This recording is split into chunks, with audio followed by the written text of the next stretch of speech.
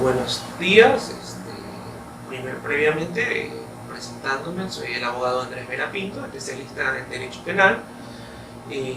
Hoy vine a hablar del proceso penal ecuatoriano. Previamente quisiera agradecer una vez más a la Corporación López Valencia por la invitación que nos ha extendido a fin de poder un poco contribuir en el debate nacional sobre nuestro proceso penal, y espero que estas ideas, que básicamente es lo que se trata de hacer, plasmar un conjunto de ideas, y estas reflexiones les sirvan a ustedes a fin de poder interiorizar un poco más sobre el proceso penal que tenemos, sobre el Código Orgánico Integral Penal, sobre la realidad jurídica de nuestro país, y un poco orientarnos hacia que ustedes puedan sacar en base a lo que voy a decir sus propias reflexiones.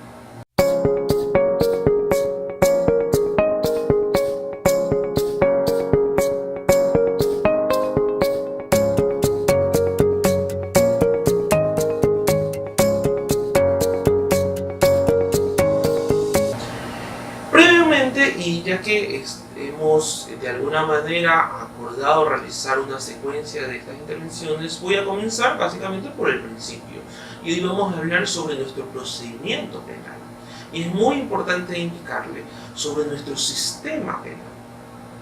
A lo largo de la historia se ha manifestado, y definitivamente que ha sido así, que hemos evolucionado de un sistema penal inquisitivo a un sistema penal mixto, a un sistema penal acusatorio. Aún así, hay muchas dudas o hay muchas discusiones sobre qué tipo de sistema tenemos. Yo, en este punto, y para no tomar partido, me voy a limitar previamente a determinar qué sistema penal es el que el Código Orgánico Integral Penal dice que tenemos, esto de previa lectura del mismo. Es importante destacar esto.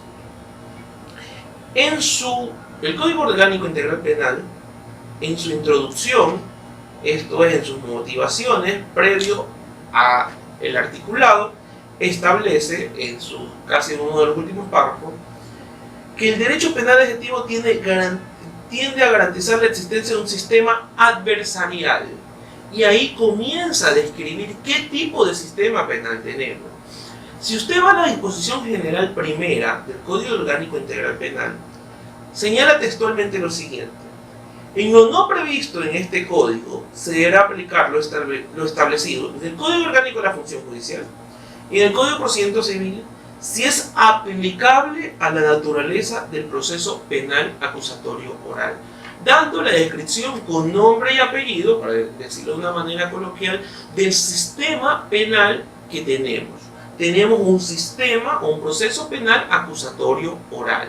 Esto de acuerdo a la disposición general primera. Entonces yo creo que podemos dejar superada esta discusión indicando lo que el código manifiesta, que tenemos un sistema procesal penal acusatorio oral. ¿Y qué quiere decir esto? Porque suena bastante grandilocuente, pero definitivamente el concepto está compuesto de cuestiones que son importantes precisar. El sistema acusatorio oral es un sistema basado básicamente en la acusación. La acusación del fiscal, y es importante indicarla, es lo que nos va a llevar a una etapa de juicio. Previamente, y esto es interesante indicarlo también, cuando alguien me hace una reflexión, bueno, pero lo que dice el preámbulo sobre un sistema adversarial a lo mejor no está integrado dentro del Código Orgánico Integral Penal, porque es parte del preámbulo y del articulado, y hacíamos la reflexión si el preámbulo es parte del cuerpo normativo. El preámbulo, y ante esa pregunta, un preámbulo de una ley es parte del cuerpo normativo, y definitivamente la respuesta lo podemos tomar del siguiente sentido. 1. El preámbulo de una ley está emitido o tiene su génesis en el órgano legislativo. 2. Se encuentra en el cuerpo legal, y 3. Está publicado en el mismo registro oficial. Teniendo en cuenta ello, y teniendo claro que no tiene artículos imperativos, sino básicamente indicativos o establecen motivaciones, es importante destacar que estas motivaciones sí pueden ser consideradas obligatorias, y por lo tanto, porque son emanadas por el órgano de interpretación obligatoria de una ley, que es el órgano legislativo. En relación a esto, y también teniendo en cuenta que la disposición general primera establece este sistema que es acusatorio oral, volvemos al tema y decimos que, teniendo en cuenta que el mismo sistema se compone de una etapa de juicio, cuando el código manifiesta y comienza a analizar el mismo, establece que no hay juicio sin acusación. Y por lo tanto pone la acusación como el génesis o el meollo o lo principal a fin de que se establezca o no una responsabilidad penal. Sin embargo, vamos a hablar dentro de esto, y una vez que hemos analizado el sistema acusatorio, el siguiente significado, el siguiente concepto que nos desprende, que es la palabra oral.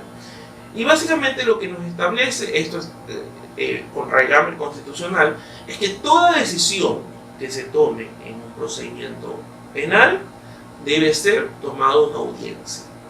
Que toda resolución o toda diligencia debe ser pública y la contradicción se va a expresar de forma oral, teniendo en cuenta que nuestro Código Orgánico Integral Penal establece dentro de los principios la oralidad.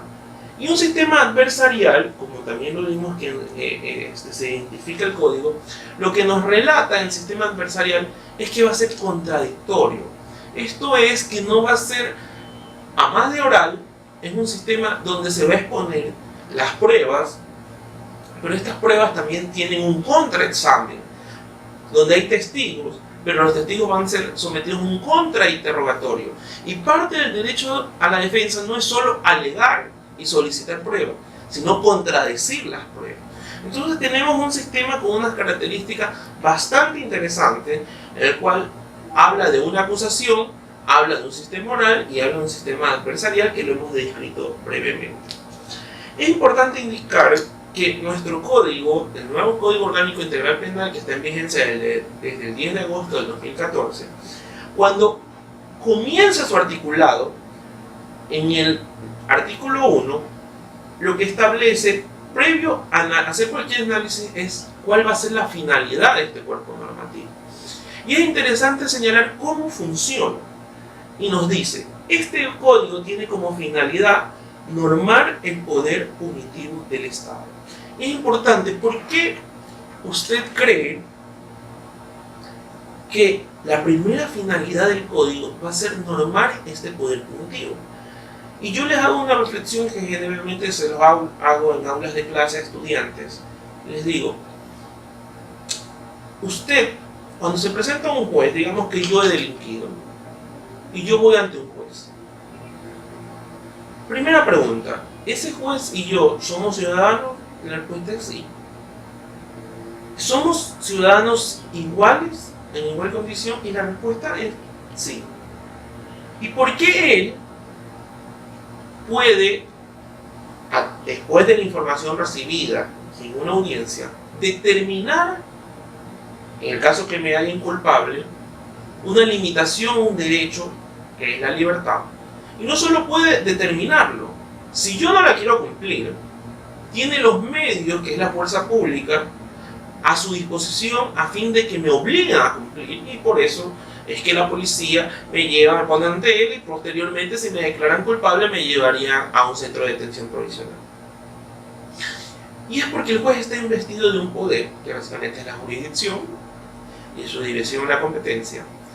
Pero es importante determinar que nuestro código, al ser garantista, determina y conoce este poder, pero este poder que para su reflexión es tan grande muchas veces, lo que va a hacer el código, y lo primero que va a hacer es comenzar a limitarlo, y a decir, un juez va a decidir si va a tener todo sospechoso presunción de inocencia. Un juez va a decidir el mérito de las pruebas. Si un juez no tiene certeza en base a pruebas de la materialidad de la infracción y de la responsabilidad del procesado, deberá declararlo inocente. Un juez deberá determinar medidas cautelares solo si son necesarias, etcétera, etcétera, y un largo etcétera, que no solo tienen raigambre legal, sino constitucional.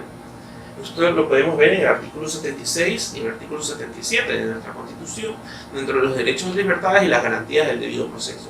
¿Y por qué esto se da?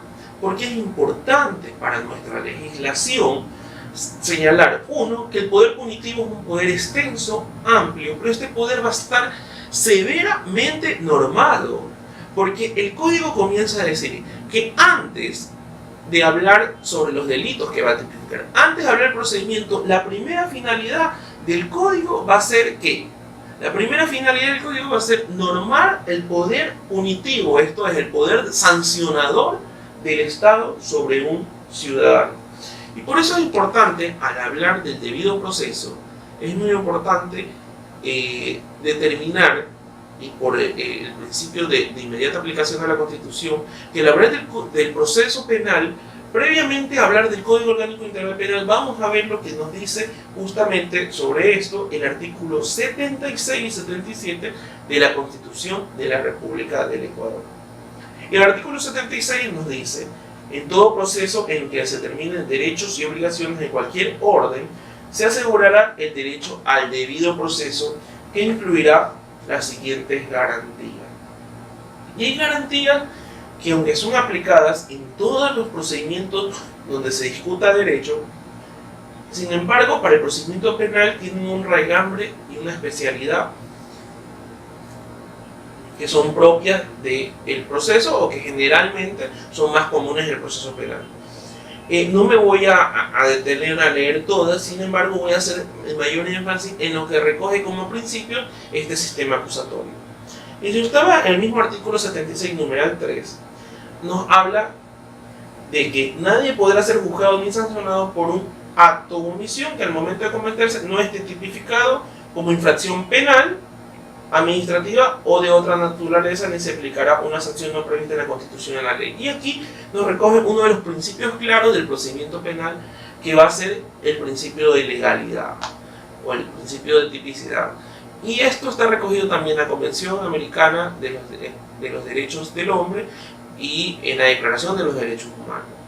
¿Por qué? Porque lo primero que señala es que usted solo va a ser sancionado no en mérito de un acto que al juez le va a corresponder determinar si es o no es susceptible de sanción, sino si usted comete un acto que previamente esté tipificado en la norma correspondiente, en este caso en el Código Orgánico Integral Penal, recordando que también este código se ha reservado para sí sola el hecho de la tipificación de las infracciones penales, derogando expresamente cualquier otra norma de carácter penal que no se encuentre en este cuerpo colegiado, en este cuerpo de artículos.